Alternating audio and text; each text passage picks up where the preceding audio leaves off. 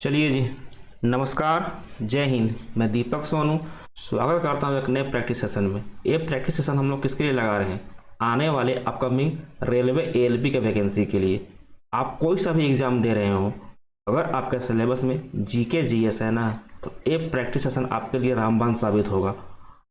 चलिए, बातें बात में होती रहेंगी। आज का हम सेशन स्टार्ट करते हैं। सबसे पहले लास्ट वीडियो का आंसर। कल आपसे हम क्या पूछे थे? कल आपसे हम पूछे थे कि ब्लीचिंग पाउडर का फॉर्मूला क्या होता है। ब्लीचिंग पाउडर का फॉर्मूला क्या होता है? अब ब्लीचिंग पाउडर को हिंदी में क्या बोलते हैं?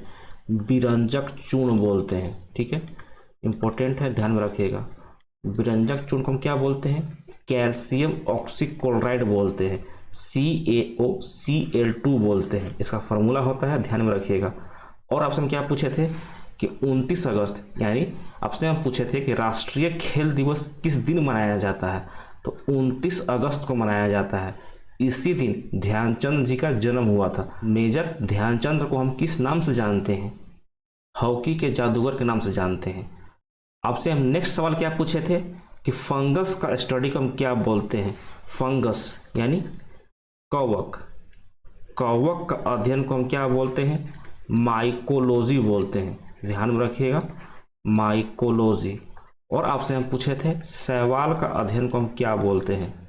शैवाल को इंग्लिश में हम बोलते हैं एल्गी, तो एल्गी का अध्ययन को हम बोलते हैं फाइकोलॉजी। ठीक है, फाइकोलॉजी। शैवाल के अध्ययन को फाइकोलॉजी और कवक के अध्ययन को माइकोलॉजी। चलिए, आज का हम सेशन स्टार्ट करते हैं पहले सवाल से। चलिए, क्या है सवाल? स्पष्ट प्रतिध्वनि यानी क्लियर इको सुनने के लिए परावर्तक तल तथा स्रोत के बीच न्यूनतम दूरी कितनी होनी चाहिए? यानी इको सुनने के लिए परावर्तक तल यानी रिफ्लेक्टिंग सरफेस तथा सोर्स के बीच मिनिमम डिस्टेंस कितना होना चाहिए? अगर ये आदमी है, इसको हम सोर्स ले लें, और जो दीवार है इसको हम रिफ्लेक्टिंग सरफेस ले लें, तो दोनों का मिनिमम डिस्टेंस कितना होना चाहिए इको जनरेट करने के लिए? आपको यही बताना है।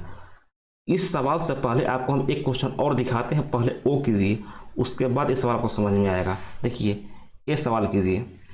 ध्वनि का प्रभाव मानव के कान में कितने समय तक बना रहता है? मतलब कोई भी साउंड आपके माइंड में इंटर किया तो कितने देर तक आपका माइंड में बना रहेगा, वही आपको बताना है। ऑप्शन है 0.4 सेकेंड, 0.2 सेकेंड, 0.3 सेकेंड या फिर 0.1 सेकेंड। 5 सेकेंड का टाइम है, क्वेश्चन अटेम्प्ट कीजिए।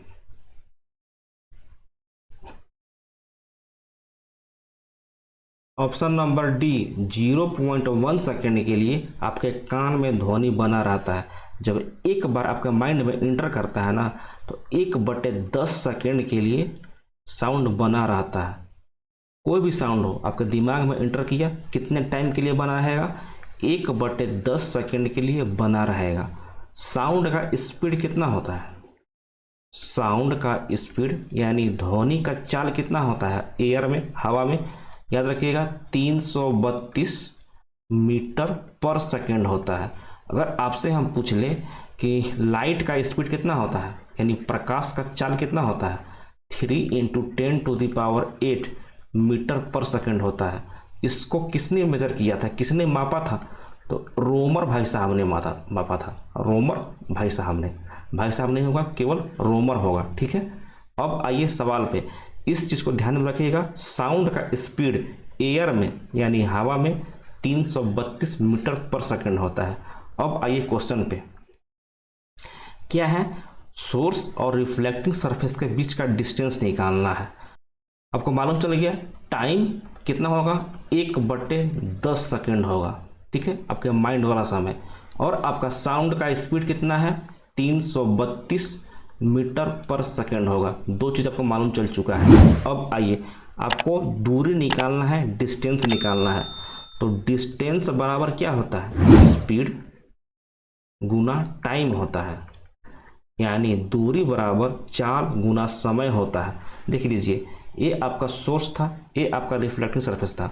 अगर हम सोर्स से लेके रिफ्लेक्टिंग सरफेस के बीच का डिस्टेंस को हम x मान लें, ठीक है, यहाँ से साउंड को यहाँ आने में टोटल x मीटर ट्रेवल करना है। साउंड को दोबारा यहाँ से घूम के श्रोता तक पहुँचने के लिए दोबारा से x मीटर फिर से चलना पड़ेगा, तो इसको हम x ले लेते हैं। तो अब बताइए टोटल दूरी कितना हो गया, x जाने में और x दोबारा वापस आने में, टोटल दूरी 2x हो गया यहाँ पे, ठीक है। साउंड का स्पीड कितना होता है, 332 मीटर पर सेकेंड होता है, लिख लीजिए 332 मीटर पर सेकेंड। टाइम कितना दिया हुआ है, 1/10 सेकेंड इसका होगा, 1/10। अब यहाँ से x निकाल लीजिए, जो x निकालिएगा वो क्या मिलेगा, श्रोता और रिफ्लेक्टिंग सरफेस के बीच का दूरी मिल जाएगा, x मिल जाएगा। देखिए 2 से 332 को हम काट देंगे 16 बार में, 16 बार में गया, यहाँ पे कितना बचा, 1 बचा, 6 बार में चला गया, यानी 166 हुआ। 166 को हम 10 से डिवाइड करेंगे तो कितना बचेगा, x बराबर 16.6 मीटर बचा। तो इसको हम कितना लिख सकते हैं, अप्रॉक्स में x बराबर अप्रॉक्स में हम 17 मीटर लिख सकते हैं, ठीक है। तो एग्जाम में डायरेक्ट वैल्यू दे देता है। अगर आपको इतना चीज़ पता नहीं चल रहा है ना, तो आप डायरेक्ट इसको रट लीजिए कि श्रोता और परावर्तक सतह के बीच इको जनरेट करने के लिए, यानी प्रतिध्वनि जनरेट करने के लिए मिनिमम 17 मीटर का डिस्टेंस होना अनिवार्य है। और दूसरा क्या चीज़ याद रखना है कि टाइम कितना होता है, 1/10 सेकेंड के लिए होता है। दोनों इंपॉर्टेंट है, दोनों आपका एग्जाम में भर भर के पूछता है, ठीक है। इंपॉर्टेंट फैक्ट है, दोनों का ध्यान में रखिएगा, 17 मीटर और 1/10 सेकेंड को, ठीक है। चलिए हम आगे चलते हैं।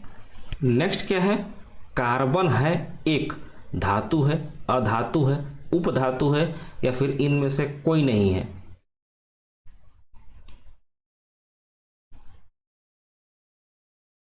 ऑप्शन नंबर बी अधातु है, यानी नॉन मेटल है, ठीक है।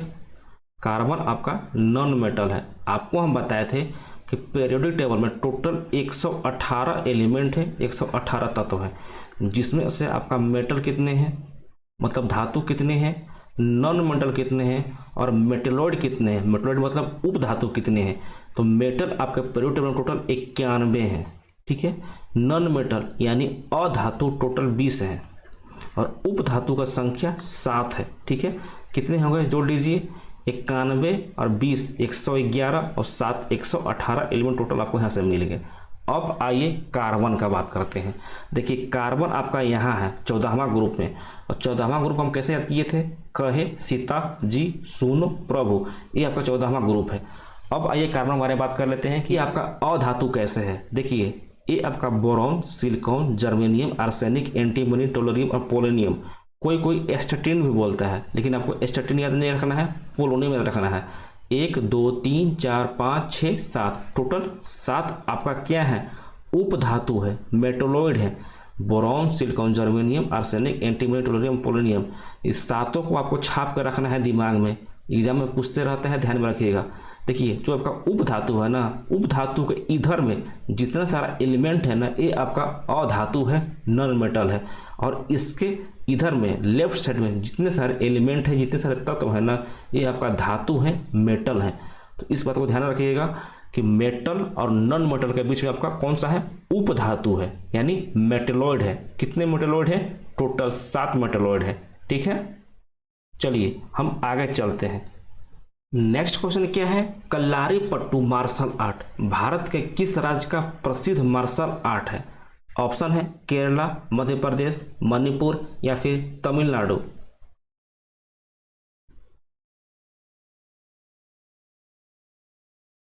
ऑप्शन नंबर ए केरला का मार्शल आर्ट है, कौन सा, कलारीपट्टू। ऑप्शन नंबर बी है मध्य प्रदेश का, मध्य प्रदेश आपका बताए थे, बता दीजिए। मणिपुर का बता दीजिए, तमिलनाडु का बता दीजिए। तमिलनाडु का होता है सिलंबम। सिलंबम कहाँ का मार्शल आर्ट है, तमिलनाडु का। मणिपुर का कौन सा मार्शल आर्ट है, थांगटा। इंपॉर्टेंट है, ध्यान में रखिएगा, थांगटा है, ठीक है, थांगटा। और आपका मध्य प्रदेश का कौन सा है, मलखंब, ठीक है, मलखंब। केरला का कलारीपट्टू हो गया। देखिए मैप में आपका एक केरला है,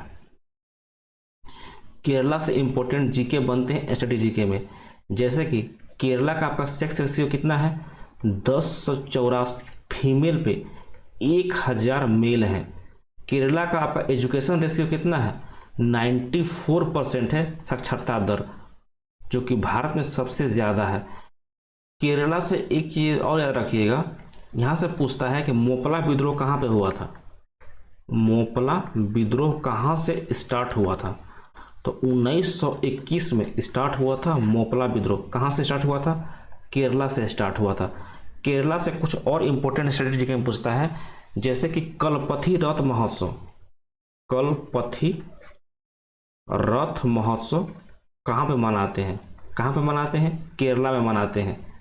त्रिशूल पूरम उत्सव, त्रिशूल पूरम उत्सव, ठीक है, त्रिशूल पूरम उत्सव कहाँ पे मनाते हैं? केरला में मनाते हैं। केरला का आपका फेमस 2 शास्त्रीय नृत्य है, कौन कौन सा है? केरला का मोहिनी अट्टम है, मोहिनी अट्टम, और एक और बता दीजिए, एक मोहिनी अट्टम हो गया, दूसरा आपका कथकली हो गया। कथकली और कथक में डिफरेंस दोनों में है।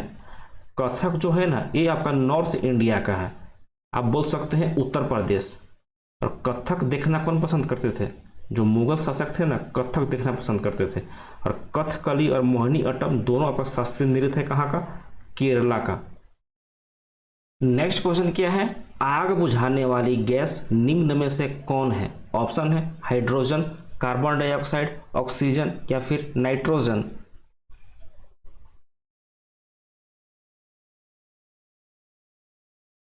Option number B, carbon dioxide आग बुझाने वाले यंत्र में इस्तेमाल किया जाता है। फायर एक्सटिंग्विशर में, यानी आग बुझाने वाले यंत्र में कार्बन डाइऑक्साइड का इस्तेमाल किया जाता है। और कार्बन डाइऑक्साइड और कहाँ पे इस्तेमाल किया जाता है? ये आपका जो रोटी देखते होंगे, रोटी जब फूलता है ना, तो उसमें से आपका कार्बन डाइऑक्साइड गैस निकलता है। एल्कोहल यानी आपका शराब, जब शराब को आप खोलते हैं या फिर ठंडा जो रहता है ना, कोको कोला थम्स अप, उसको भी खोलते हैं तो कार्बन डाइऑक्साइड निकलता है। आपको हम कुछ दिन पहले बताए थे कि ग्लूकोज का जब भी इसका ऑक्सीडेशन होता है तो ये आपका पायरुवेट में टूट जाता है, पायरुवेट, ठीक है, पायरुवेट, और साथ में 2 ATP एनर्जी देता है। और जब भी पायरुवेट को ऑक्सीजन नहीं मिलता है ना, ऑक्सीजन नहीं मिलता है, तो उस समय आपका ईस्ट के प्रेजेंस में, ठीक है, इंपॉर्टेंट है, ईस्ट याद रखिएगा, ईस्ट के प्रेजेंस में पायरुवेट आपका एल्कोहल में यानी शराब में टूट जाता है। शराब प्लस कार्बन डाइऑक्साइड इसमें निकलता है। यही कार्बन डाइऑक्साइड के कारण एल्कोहल से कौन सा गैस निकलता है? कार्बन डाइऑक्साइड निकलता है। तो तीनों चीज़ यहाँ से याद रखिएगा। आग बुझाने वाले यंत्र में कार्बन डाइऑक्साइड का इस्तेमाल किया जाता है, रोटी जब फूलता है तो उसमें से भी कार्बन डाइऑक्साइड निकलता है, और तीसरा आपका एल्कोहल में, यानी आपका जो ठंडे होते हैं, बियर होते हैं या फिर थम्स अप, कोको कोला, कुछ भी ले लीजिए, बाकी सभी में आपका कार्बन डाइऑक्साइड गैस निकलता है खोलने पे। नेक्स्ट क्या है और आज का लास्ट सवाल, अभी तक हमारे चैनल सब्सक्राइब नहीं किया तो कर दीजिएगा, साथ साथ में वीडियो को भी लाइक कर दीजिएगा, ठीक है। चलिए, क्या है? संपत्ति के मूल अधिकार को निम्न में से किस संवैधानिक संशोधन द्वारा समाप्त कर दिया गया था? यानी जो आपका संपत्ति का अधिकार था पहले आपका मूल अधिकार में था, यानी आपका फंडामेंटल राइट में था, तो आपसे पूछ रहा है कौन सा कॉन्स्टिट्यूशन अमेंडमेंट एक्ट के द्वारा उसको समाप्त कर दिया गया था। ऑप्शन है 42वां संविधान संशोधन, 44वां संविधान संशोधन, 86वां संविधान संशोधन या फिर 21वां संविधान संशोधन।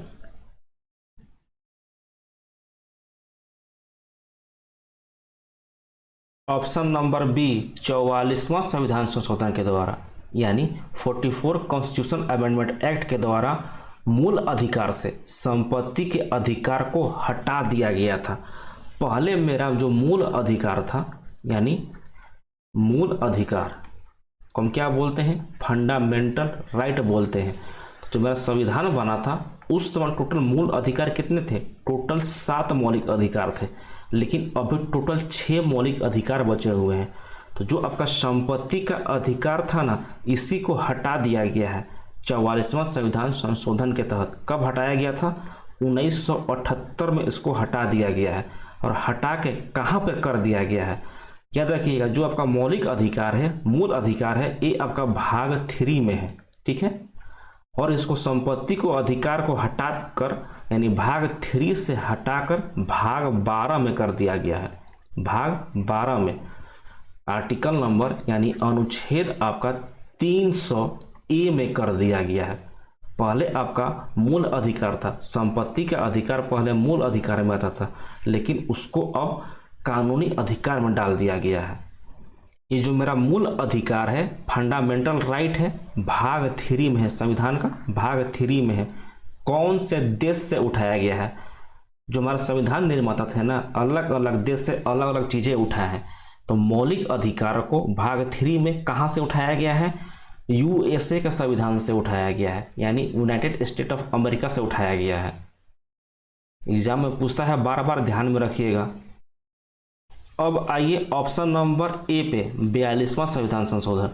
उससे पहले आपको हम कुछ चीज़ बता देना चाहते हैं कि भाग 3 आपको हम बताया अभी।